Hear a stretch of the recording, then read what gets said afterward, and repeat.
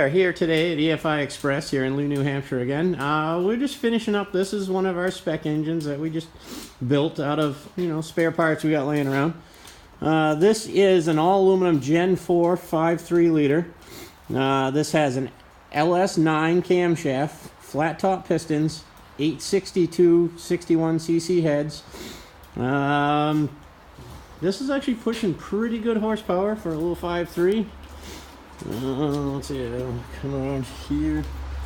Nice smooth graph. Here's the magic number down here. We managed to get 382.9 out of the hub of our little dyno cart. Okay, stepping back a little bit. The first gauge I showed you was the oil pressure. And then I showed you the fuel pressure, which is the pressure you're going to need to have this tune happy. You're going to need about 60 pounds with no vacuum reference. Anything else you'd like to add, Mark? Nope. Enjoy the hot rod. All right. Well, hopefully somebody will buy this soon. Give us a call at Just Chevy Trucks at 207-457-5500 or through our lsxforyou.com website. Thank you.